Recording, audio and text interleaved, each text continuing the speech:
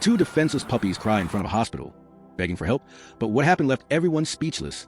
There's a place right now where lives are being lost, and nobody is doing absolutely anything. Do you know where? At the entrance of a hospital. That's right, a hospital. The temple of healing, of compassion, where doctors save lives every second. But there's a detail that will leave you speechless. Right there, a few meters from the automatic doors, on the cold sidewalk where hundreds of people pass by every day, two puppies shiver with cold and cry desperately. They scream for help, literally at the feet of those who dedicate their lives to saving. But wait, why doesn't no one stop? Why do hurried faces pass right by, averting their gaze from those pleading little eyes? The irony is devastating. Within those walls, life is sacred. Outside, invisible.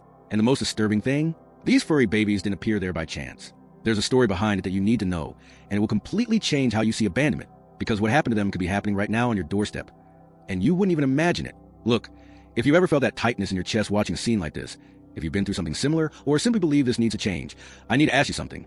Leave a comment below about what touched you most in this story so far. Tell us if you've ever experienced something similar, because every comment, every word you write below isn't just text, it's proof that there are still people who care. And you know what else? Your participation here is what makes this channel grow and reach more people with this type of content. When you like this video and subscribe to the channel, you're not just supporting, you're becoming part of an awareness movement that can truly save lives. So, if you want to see more real stories like this, hit that like button now and subscribe, because what comes next will show you exactly how the situation reached its limit. Now I want to delve even deeper into the subject, because what happens at that exact moment at the hospital entrance is something that shakes our perception of reality. Think about it. It's a place where time doesn't stop. Ambulances arrive blaring their sirens. Doctors rush through the corridors. Nurses carry clipboards with vital information. Entire families wait for news with their hearts in their mouths. It's an environment where every second counts, where life pulsates intensely and urgently. And precisely for that reason, that scenario becomes a perfect stage for one of the most painful contradictions you can witness. The two puppies are there, huddled together, trying to protect themselves from the cold sidewalk. And they're crying. It's not a discreet cry, you know? It's that high-pitched, desperate whimper that breaks the heart of anyone with even a modicum of sensitivity. It's the kind of sound that should stop anyone in their tracks. But it doesn't. People pass by with their eyes glued to their cell phone screens, checking messages, seeing notifications, living their own urgent lives. Others rush by, with that look of someone who has 1,000 problems to solve and can't waste time. Some people even glance at them, that quick look that lasts less than a second, and then look away, as if they hadn't seen anything. As if those cries for help were just part of the urban landscape, like a lamppost or a traffic sign. And this is a hidden truth that nobody wants to face. We've developed a frightening ability to block out suffering that doesn't directly affect us.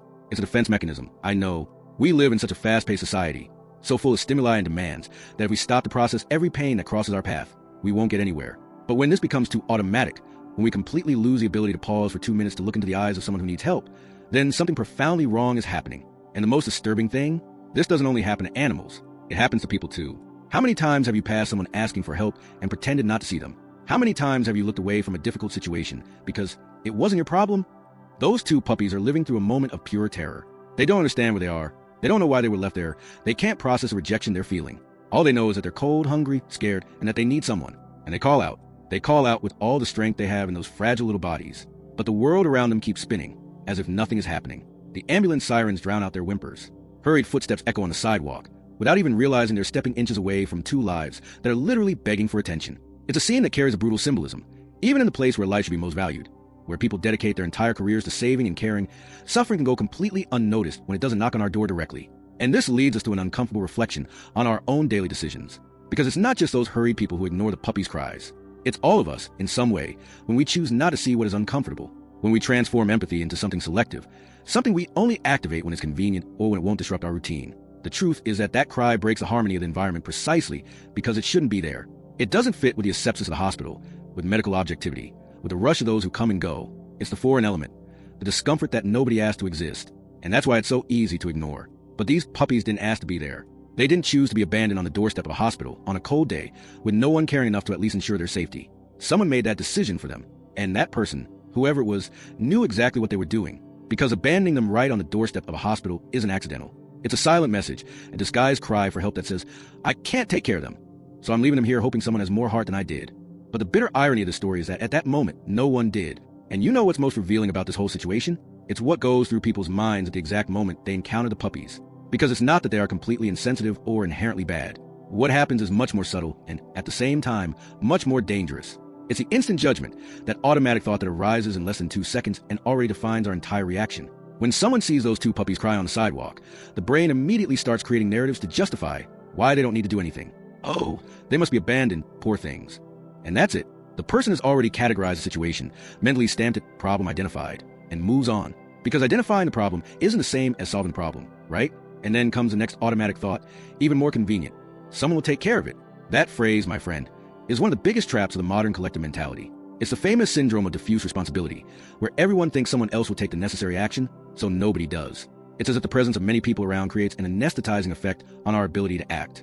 If 50 people are passing by every hour, surely one of them will stop, right? Wrong. Because the other 49 are also thinking the same thing. And in the end, those little dogs remain there, invisible in the crowd, like ghosts that only a few can truly see. The excessive movement in that environment acts like a smokescreen. Everyone is so busy with their own urgent matters, so immersed in their own personal journeys, that there's simply no mental space to process what's happening a few steps away. It's a matter of focus, of priorities distorted by the fast-paced routine. Think about it. The person arriving at the hospital might be visiting a sick relative, might be picking up test results that have been keeping them awake for days, might be taking a child to an important appointment. And then, in that state of emotional tension, when they see two puppies on the sidewalk, their brain simply doesn't have capacity to add another layer of worry. So it does what's easiest. Ignore it, avoid it, move on. And there's another element in this equation that we need to face with brutal honesty, the fear of involvement. Because stopping to help means taking on a responsibility. It means you'll have to dedicate time, energy, maybe even financial resources to solving that situation. And most people are already living on the edge of their own capabilities. They're already overwhelmed with work, bills, family problems, and fragile mental health. So, when faced with yet another problem that isn't directly theirs, the natural reaction is self-protection. I can't take on this one too. I already have too much on my plate. And look, I'm not going to lie to you, that's understandable to a certain extent. Nobody can save the whole world alone. But the problem is when this becomes an automatic excuse, when we don't even stop for 5 minutes to assess whether we really can't do anything, or if we're just choosing the most comfortable path. And that's where an uncomfortable truth comes in about how superficially we judge situations. When we see those puppies, we make assumptions based literally on what our eyes capture in 2 or 3 seconds. Oh, they must be strays. Probably from the street. Someone must have abandoned them there because they didn't want them anymore.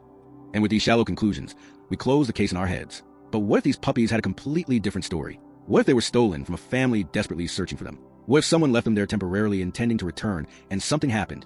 We don't know, but we don't stop to find out. Because finding out requires involvement. It requires us to leave the zone of passive observer and enter the zone of active participant. And that, let's face it, is incredibly uncomfortable. Another quick judgment that comes up in these situations. They seem to be fine. They're not hurt. As if the absence of visible wounds meant that everything is under control. But what about the emotional trauma? What about the terror they're feeling?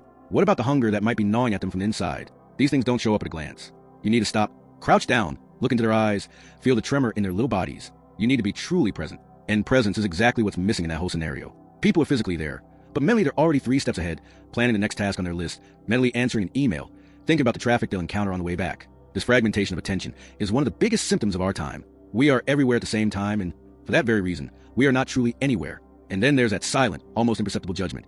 If I stop, they'll think I'm a fool. They'll think I'm wasting my time on nonsense. Because yes, there's a social judgment embedded in these decisions. We live in a culture that values productivity, efficiency, and objectivity. Stopping to care for 2 abandoned puppies might be seen as something beautiful on social media later, when it becomes a story of overcoming adversity. But in the real moment, in the rush of daily life, it can be seen as a waste of time. And the pressure not to seem weak or too sensitive makes many people swallow their own empathy and keep going even when their hearts are screaming to stop. Write this down. We need to slow down more if you agree that we're living too fast to realize what really matters. Now I want to delve even deeper into the subject, because there's something in the story that goes far beyond the obvious abandonment. Something that, when you really stop to analyze it, makes the whole situation even more disturbing. Because these puppies aren't just crying randomly. They have an extremely specific, almost ritualistic behavior that raises serious questions about what really happened there. And this is where the story begins to gain layers that will leave you uneasy. The first detail that catches your attention: they don't move. Even with all the noise, with people passing by, with the constant coming and going, those 2 puppies remain stuck to a specific spot on the sidewalk. They don't explore their surroundings. They don't try to find shelter elsewhere. They don't disperse. It's as if they were trapped there by an invisible force, by an inexplicable loyalty to a geographical coordinate that, to any casual observer, has nothing special about it. But for them it does. And that's frightening when you begin to understand what it might mean. Because animals, especially frightened and abandoned puppies, have a natural instinct to seek safer, more hidden, more protected places. But these 2 don't do that. They stay there, exposed, vulnerable, as if they were waiting for something, or someone. And there's more. Their crying isn't directed in just any direction. It's not a generic cry begging for attention from passersby. They stare fixedly in a specific direction while they cry. Always the same one. As if they were calling for someone who left in that direction. As if they still had hope that that person, that familiar presence, would return at any moment. It's the kind of behavior that melts and breaks your heart at the same time, because it shows a pure, innocent, desperate loyalty. They don't understand that they've been abandoned. In their minds, there's still a chance. There's still a possibility that all this is a temporary misunderstanding. And they wait, and they call, and they look, fixedly, tirelessly, in that direction. Now comes the part that truly horrifies anyone who understands animal behavior. When someone finally stops and tries to help, offering water or food, the puppies refuse. They don't eat. They don't drink. Even visibly weak, shivering from the cold, and probably dehydrated. They reject help, and that's not normal. Abandoned puppies, when they find food, usually throw themselves at it desperately. Hunger overcomes fear, but not in this case. They don't want food from strangers. They want the person who left them there. And this refusal is a clear message that there's a deep emotional bond with someone specific. It's not just physical abandonment. It's emotional betrayal. It's the breaking of a bond that, for these animals, was absolute. This type of behavior raises serious suspicions about the behind-the-scenes aspects of this story. Because simple abandonment doesn't generate this level of tortured loyalty. When an animal is thrown out onto the street by someone they never bonded with, it leaves, tries to survive, and accepts help from whoever comes along. But when there's a bond, when there's a history, when there's emotional memory, the animal becomes emotionally attached to that place, that person, that moment. And these two puppies clearly have a history. They were cared for by someone. They were loved, or at least received enough attention to create emotional dependence. And then, suddenly, they were ripped from that reality and left there, without explanation, without goodbye, without anything. The specific spot where they are also tells a story. It's not a hidden corner. It's not under a tree or near a garbage dump where they could find food. It's right in front of the hospital, in a high-traffic area. And that's not accidental. Whoever left them there chose that place on purpose. But why? Was it a desperate attempt to ensure that someone would eventually notice and help? Was it pure cynicism, a way to get rid of the problem while convincing themselves that someone will take care of it? Or is there something more sinister in this equation? Something we don't yet know? The fact that they always look in the same direction suggests they saw the person leave. They witnessed the moment of departure. They saw their backs walking away. And, in the brutal innocence that only animals possess, they interpreted it as something temporary. She will come back. He will come back. Just wait. And they wait. Hours. Maybe days. Fixed on that spot. Looking in that direction. Calling out with voices hoarse from crying so much. It's a scene that carries a psychological cruelty difficult to process. Because it's not just their bodies that are suffering from cold and hunger. It's their minds. It's hope slowly fading away while reality stubbornly refuses to confirm what their hearts so desperately want to believe. And when they try to offer help and the puppies refuse, it creates a huge moral dilemma for those who truly care. Because you want to help, but the animal doesn't accept your help. It wants the help of the person who abandoned it. And then you find yourself facing a difficult choice. Insist and potentially traumatize those little animals even more, or back down and leave them there, suffering, but somehow respecting their emotional process? There is no easy answer. And it is precisely this complexity that makes the situation so distressing. And here's the most brutal irony of this whole story, the one that should make us rethink a lot about how we live and what we truly value. Because we're talking about a hospital. Let that sink in for a second. A hospital, the place where there are more professionals trained to identify signs of suffering than in any other urban environment. Doctors who spend years studying to recognize subtle symptoms of pain. Nurses who develop a sixth sense to perceive when something is wrong. Technicians who deal with emergencies all the time. These are people who have dedicated their entire lives to the mission of saving, caring for, and alleviating the suffering of others. And all of them pass literally within meters of two living beings who are emitting every possible sign that they desperately need help. Think about the transformation that happens when these same people cross the hospital threshold. Inside, they are machines of professional empathy. They attend to patients with patience, explain diagnoses carefully, hold the hands of those who are afraid, and comfort families in moments of despair. They work 12, 14, sometimes 20-hour shifts, putting the well-being of others above their own exhaustion. They are everyday heroes who save lives every day. But outside, when they haven't yet put on their scrubs or when they've already taken them off, they pass by the dogs like any other hurried person. And it's not because they're insensitive. It's because there's a mental switch that we turn on and off depending on the context. Inside the hospital, they're in caregiver mode. Outside, they're in survivor the routine mode, just like everyone else. This division reveals something profound about how we compartmentalize our own humanity. We create very well-defined zones of responsibility. In here, I save lives. Out here, I live my life. And there's no moral judgment in that, not initially. It's a psychological need.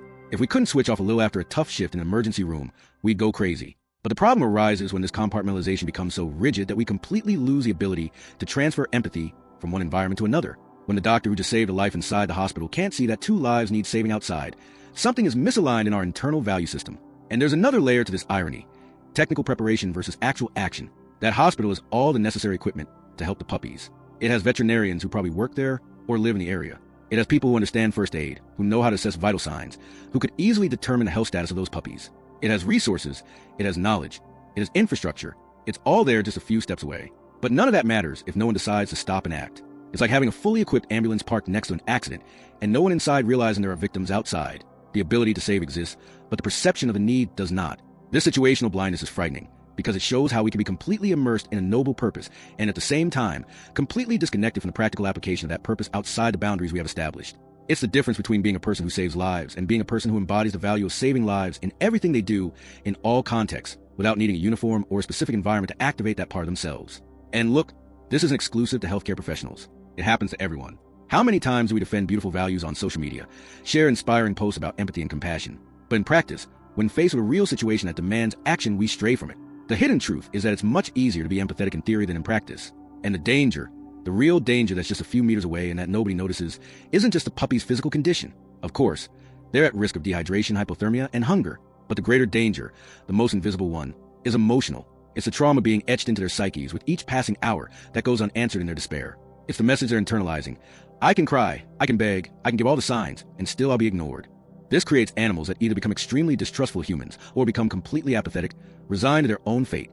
And this slow death of hope is as serious as any physical injury, but it's totally invisible to those rushing by. The reflection this should provoke in each of us is simple, yet unsettling.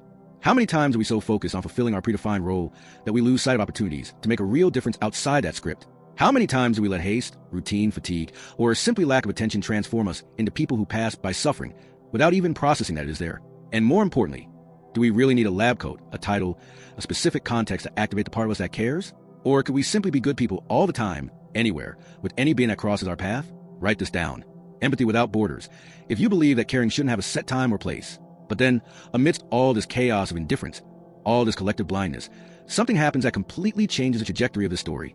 And this moment is crucial because it shows that it only takes one person, literally a single person, to decide to do things differently for everything to transform. Because in the middle of that hurried crowd, someone stops. It's not a superhero. It's not someone with special training or with time to spare. It's just an ordinary person who, for some reason that even they themselves can't fully explain, decides to truly pay attention. And true attention, the kind that goes beyond a superficial glance, is the beginning of all real change. This person hears the puppies crying and, instead of making a quick assessment and moving on, they stop. Literally stop. They put their phone in their pocket, mentally cancel the rush they felt 2 seconds ago, and decide to observe. It's not a grand or heroic decision at first. It's just curiosity. It's just a thought that crosses their mind. Why are these puppies crying like that? Why don't they leave? And instead of letting that thought dissolve in a rush, they choose to investigate. They choose to get a little closer. They choose to crouch down and look into their eyes. And when you truly look into the eyes of an animal in distress, something changes inside you. It's impossible to remain indifferent when there's that kind of direct connection. And here's the detail that makes all the difference. This person notices that the puppies aren't looking at her. Even with her right there in front of them, offering attention, they remain fixed in that same direction. And this raises a red flag, because it's not normal behavior. And this person, unlike all the others who pass by, decides to follow the puppy's gaze. She gets up, turns her body in the direction they are looking, and begins to walk slowly in that direction. And the puppies react. They become a little agitated. Their whimpering becomes more intense, as if they were trying to communicate something urgent, as if they were saying, "Yes, it's that way. You need to go that way." This moment carries tremendous expectation, because finally someone is reading the signs. Finally someone is trying to understand the message behind the desperation. And the person steps back a few paces from the main entrance of the hospital, following that specific direction. They look around, trying to identify what could have caught the puppy's attention. And each step they take increases attention to the situation, because now it's no longer just about 2 abandoned puppies. Now there's a layer of mystery, of imminent revelation. What could be in that direction? What do they want to show?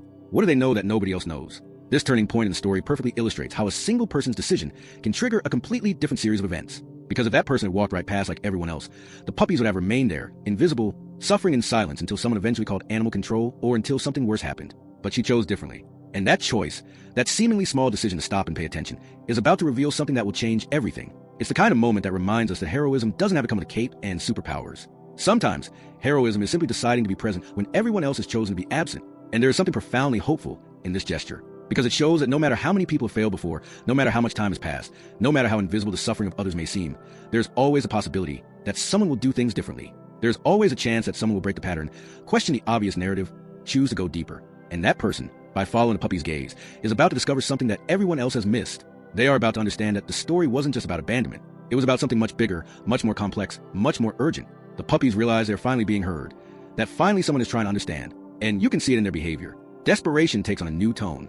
It's no longer just hopeless despair. It's desperation with purpose. It's communication. They are guiding this person towards something. And with each step they take, they are getting closer to a truth that will explain everything. That will make sense of all that strange behavior. That will reveal why they didn't leave that place, why they refused food, why they always looked in the same direction. Because it wasn't stubbornness. It wasn't random trauma. It was a mission. They had something important to show. And finally, someone was willing to follow. Now I want to delve even deeper into the subject, because what happens from this point on will leave you speechless. That person continues walking in the direction the puppies were indicating, and with each step the unease increases. She passes the side of the hospital, moves a little further away from the main activity, and then arrives at a point where there's a small wall, one of those low ones that serve more as a boundary than as a real barrier. And it is there, right behind that wall, out of field of vision of those passing through the entrance, in an area that probably no one had looked at that day, that she sees. And what she sees changes absolutely everything. There's a person there, fallen, motionless, unconscious on the ground, at an angle that makes it clear the fall was intentional. It's a woman, apparently middle-aged, with her purse thrown to the side, her arms in an awkward position, her head slightly tilted,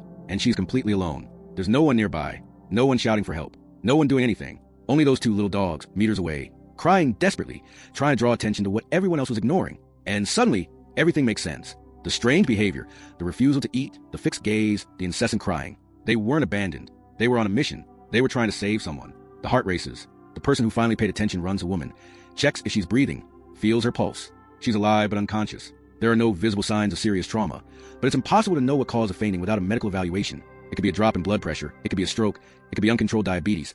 It could be 1,000 things. And the most frightening thing, how long has she been there? How many hours have passed since she fell? Because the puppies were already crying when the first people passed by in the morning. This means she may have been there for a very, very long time, alone, just a few meters from a hospital, with hundreds of people passing on the other side of the wall, and nobody knew. The person immediately screams for help, runs back to the hospital entrance, and asks someone to call an emergency team. Within minutes, doctors and nurses appear with a stretcher, equipment, and all the urgency the situation demands. They take the woman inside, begin assessment procedures, and try to stabilize her. And while this is happening, the puppies finally relax a little. The crying subsides. They are still agitated, still clearly stressed, but there's a change, as if they knew they had finally succeeded. Finally, someone understood. Finally, the mission was accomplished. And then the questions that nobody wants to ask, but that need to be asked, begin to arise. How did this happen? How can a person faint literally meters from a hospital and remain there invisible for hours? How did nobody see? How did nobody hear the desperate cries of two puppies who were clearly trying to communicate something urgent? And the answer, however uncomfortable it may be, is clear.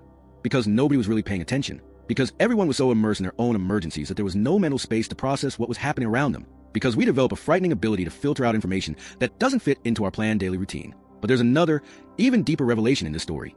These puppies knew exactly what they were doing. They didn't just stand quietly beside the woman, waiting. They were strategic. They positioned themselves at the busiest spot, where there was the best chance someone would notice. And they cried. They cried nonstop. Even when no one responded, even when hope should have been lost, they continued. Because for them, that woman was important enough not to give up. And this shows a level of loyalty, emotional intelligence, and commitment that most humans can't sustain for more than a few minutes. This whole situation is a brutal reflection of our society. We have all the technology, all the infrastructure, all the knowledge necessary to save lives. But all of that is useless if we are not present, if we are not attentive, if we are not willing to question the obvious and investigate the strange. That woman could have died there, literally meters from an emergency room. And no one would have known for hours, maybe days, if it weren't for the persistence of two puppies who refused to accept indifference as an answer. They did what no human did that day. They cared enough to insist, to not give up, to transform despair into action. From the moment a discovery is made, everything changes pace. The scene, which was previously one of silent indifference, transforms into a theater of coordinated urgency. The person who found the woman shouts for help with a voice that cuts through the air and makes several heads turn at the same time. Someone's passed out here. I need help now. And it's impressive how, when the urgency is clear and specific, people react. There's no more room for the syndrome of diffuse responsibility. There's no more room for thinking that someone will take care of it. The request is direct. It's now. It's for whoever is right there. A nurse who was leaving his shift hears a scream and runs towards a voice. He hadn't even finished taking his name tag off his neck. He simply turned and went. Behind him, a doctor who was in the parking lot dropped her bag on the ground and followed as well. In seconds, a small crowd formed around the fallen woman. Someone pulled out their cell phone and called the hospital's internal reception, asking them to send a stretcher and a full team. Someone else was already checking her vital signs, speaking loudly so everyone would know. Weak but present pulse, shallow breathing, unresponsive to verbal stimuli. It's the technical language of the emergency room, the kind that transforms chaos into protocol. Meanwhile, the two puppies don't budge. They could have run away, frightened by all the sudden commotion, the loud voices, the people rushing around. But no, they stay there, glued to the sidewalk, exactly where they were before, but now their eyes are fixed not on where the woman was, but on the woman herself being attended to. It's as if they need to see with their own eyes that someone is finally taking care of her. They need to confirm that the mission has truly been accomplished. And even when a medical team arrives with a stretcher, with equipment, with a portable defibrillator just as precaution, the puppies remain within their visual range, observing every movement. The mobilization is quick and efficient in a way that only those who work in emergencies can execute. In less than 5 minutes from the initial scream, the woman is already being placed on a stretcher with utmost care to avoid aggravating any injuries she may have suffered in the fall. They apply a cervical collar as a precaution, check her vital signs again, and begin preparing an intravenous line for hydration and possible medication. And all of this happens with almost choreographed synchronicity. Each person knows exactly what to do. There is no confusion. There is no hesitation. It is human competence at its best, when structure and training meet real need. But there's a touching detail in this race against time. Several people who are helping now were the same ones who passed by the crying puppies earlier. And you can see it on their faces when they make that connection. When they realize that those puppies weren't just abandoned and desperate on their own. They were trying to save someone. And everyone ignored them. The expression on some of these people's faces changes completely when they look at the puppies and understand what happened. It's a mixture of admiration, gratitude, and something that looks a lot like shame. Because now it's clear who really saw the emergency first. And it wasn't the trained humans. It was two puppies who, without any formal training, without any protocol, simply did what was right. The woman is rushed into the hospital. The team is already discussing possible diagnoses as they hurry through the corridors. It could be a cardiac issue, a neurological one, a metabolic one. They will perform all the necessary tests, stabilize her, discover what caused a fainting spell, and assess the extent of the damage caused by the time she remained there alone, without care. And this part is crucial.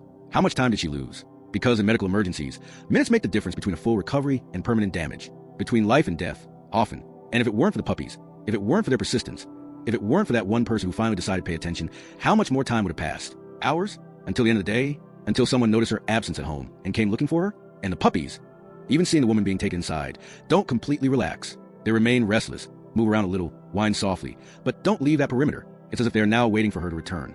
As if the mission isn't fully complete until they see her well, conscious, truly safe. And this unwavering loyalty, this refusal to abandon their post even after having done everything they could, is something that deeply touches anyone who witnesses it. Write this down. They didn't give up. If you recognize that true courage is continuing even when no one is watching or helping. Now I want to delve even deeper into the subject, because what happens after the woman is taken into the hospital is just as significant as everything that came before. There's a change in the air that's almost palpable. The puppies, who spent hours crying nonstop, who maintain that desperate and insistent whimpering regardless of how many people pass by ignoring them, finally fall silent. And it's not a silence of resignation or pure exhaustion. It's a different kind of silence. It's the silence of someone who fulfilled what needed to be fulfilled, of someone who fought until they succeeded, of someone who didn't abandon their post even when everything seemed lost. They lied down there, on the sidewalk, still in the same strategic spot they chose in the beginning. But now their little bodies are relaxed in a way they weren't before. The tension that kept them alert, that kept them crying out for attention, finally dissolves. They snuggle up to each other, seeking warmth and mutual comfort, and close their eyes for a few seconds. It's not deep sleep. It's more like children who can finally rest after an exhausting day. And anyone who observes this transformation can feel the weight of what they carried until that moment. It wasn't just fear of being alone, or hunger, or cold. It was responsibility. It was the weight of knowing that someone needed help, and that they were the only ones there willing to make enough noise for someone to notice. The people around began to understand the magnitude of what happened. Some approached the puppies with almost reverential respect. Someone brings fresh water, placing it in an improvised bowl beside them. This time, unlike before, one of the puppies raises its head and drinks. It drinks with a thirst that shows it had needed it for hours, but simply couldn't accept it until the mission was complete. And seeing that moment, seeing it finally allowing itself to take care of itself after having cared for another, is painfully beautiful, because it shows that it put the life of another being above its own basic needs. How many humans would do that? How many of us would have that capacity for sacrifice? Another person brings a light blanket and places it over the two puppies, protecting them from the cold wind that is beginning to blow. They accept it. They don't try to run away. They don't growl. They don't show fear. It's as if now that the urgency has passed, they can finally trust. Finally, they can lower their guard and accept that perhaps, just perhaps, there are good humans in this world. Humans who care. Humans who will take care not only of the woman they were protecting, but of them as well. And this transformation from total distrust to gradual acceptance is one of the most beautiful processes to witness in animals that have been tested to their emotional limits. Their silence speaks louder than any crying ever did, because now the atmosphere can process what really happened. Without the constant noise of despair, people stop to reflect. Conversations begin to emerge among hospital staff, among those who were passing by and stopped to help. They knew all along. They were trying to tell us. How come nobody noticed? And these questions echo with a mixture of admiration for the puppies and discomfort with themselves. Because it's hard to face the fact that we fail where two animals without a human voice, without the ability to ask for help in words, managed to persist until someone finally understood. There's a collective feeling of gratitude forming there. Gratitude for the puppies, of course, but also gratitude for the person who stopped. Gratitude for the fact that, despite everything, the woman was found in time, and there's a profound relief in the air. Relief that the worst was avoided, that this story didn't end in tragedy. That persistence paid off. That good still exists and sometimes manifests itself in the most unexpected places, through the most unlikely beings. Because nobody would expect that saving a human life would depend on two puppies who refuse to accept indifference as a final answer. And the puppies, lying there, finally at peace, carry a silent dignity. They don't ask for recognition. They don't make a scene. They simply rest, knowing they did what needed to be done. And that is, perhaps, the deepest lesson of this whole story. Doing the right thing doesn't need immediate applause. It doesn't need instant recognition. Sometimes, doing the right thing means persisting in the dark, in the silence, in solitude, until finally someone sees. And when they see, when they finally understand, the silence that follows is the truest reward, because it is the silence of a mission accomplished, of duty honored, of love that doesn't give up even when everything and everyone else has given up first. And this kind of love, this kind of loyalty, is too rare in this world. But when it appears, it transforms everything around it. It saves lives. It restores faith. It shows that there is still hope. And here we arrive at the point where we need to stop and truly absorb what this whole story teaches us. Because when we started, the question was simple. Why were two puppies crying at the door of a hospital? It seemed obvious, right? Abandonment. Just another sad story of animals left on the street. Just another scene we see, feel sad for 2 seconds, and move on. But the hidden truth was infinitely deeper. The cry for help wasn't coming from who we thought. It wasn't the puppies who needed saving. They were the saviors. They were the ambulance. They were the emergency alarm that nobody wanted to hear. And this affects us because it completely challenges our perception of hierarchy. We live in a world where humans are at the top of the hierarchy, where our intelligence, our verbal communication skills, our mastery of technology make us feel superior. But when you see 2 puppies with no formal training, unable to speak our language, without access to cell phones or modern resources, doing exactly what needed to be done while hundreds of superior humans fail miserably, you are forced to reassess everything. Who is truly intelligent here? Who truly understands what matters? Who is paying attention to the right things? The truth is that we've developed such a complex society, so full of layers of protocol, hierarchy, and specialization, that we've lost something fundamental in the process. We've lost the ability to simply see suffering and react. We need suffering to arrive packaged in the right way, in the right context, through the right channels. If someone calls 192 o numero de emergencia, we send an ambulance. If someone bursts into the emergency room screaming, we attend to them. But if 2 puppies are crying insistently outside, we ignore them because they don't fit the protocol. They didn't trigger the system in the expected way. And this mental rigidity can cost lives. It almost cost one, in this case. The puppies didn't have that limitation. They saw someone in danger and reacted with all the resources they had available. They didn't stop to think if they were capable or qualified. They didn't ask themselves if it was their responsibility. They didn't calculate if the effort or the risk was worthwhile. They simply acted, and they kept acting. And when no one responded, they didn't give up. They didn't accept indifference as the final answer. They insisted. They persisted. They fought against invisibility with the only weapon they had, their voices. And in the end, against all odds, they won. They saved a life, not wearing a lab coat, not using a diploma, not using technology, using heart, loyalty, and a blessed stubbornness to refuse to let someone die when there's a chance to prevent it. And do you know what the most profound impact of this story is? It forces us to look in the mirror and ask ourselves difficult questions. How many times have I passed by someone or some animal in distress and chosen not to see? How many times have I silenced my own intuition that was screaming that something was wrong because it was more convenient to move on? How many times have I waited for someone else to take the action I knew I should take? And most importantly, how many lives could have been saved if I'd had a tenth of the courage and persistence of those 2 puppies? Because the lesson here isn't just about paying attention. It's about transforming attention into action. It's about understanding that saving lives isn't a privilege reserved for those with formal training or specialized equipment. Sometimes, saving a life is simply refusing to move forward when something inside you tells you stop. It's having the humility to follow a dog's gaze when it's trying to show you something. It's questioning the obvious narrative and investigating deeper. It's consciously choosing to be the person who does things differently when everyone else is doing the same. And the puppies show us something even deeper about consciousness and purpose. They weren't there by chance. It wasn't a coincidence. They had a bond with that woman. She was important to them. And when she fell, when she became vulnerable, when she needed help, they didn't abandon her. They didn't think of themselves first. They put her life above their own comfort, their own safety, their own hunger. And they did it without expecting anything in return, without knowing if anyone would recognize the effort, without knowing if it would work, simply because it was the right thing to do. And if that isn't unconditional love in its purest form, I don't know what is. So when you see an animal cry in the street, when you come across a scene that seems strange or out of place, when something inside you tells you that something is wrong, but you can't quite put your finger on what, stop, just for 2 minutes. Investigate, question, look deeper, because you might be the only person who does it, and a life might depend on your choice. Those who save lives don't always wear lab coats. Sometimes they wear fur. Sometimes they wear nothing but courage and compassion. If this story made you reflect on how urgently we need to learn to pay more attention to the world around us, leave a like so that more people receive this vital reminder. And tell me in the comments, would you stop to listen to that cry? Be honest, because honesty is the first step towards change. And if you believe, like me, that dogs also save lives, and sometimes do it better than we do, subscribe to the channel to follow more stories that will make you see the world in a completely different way.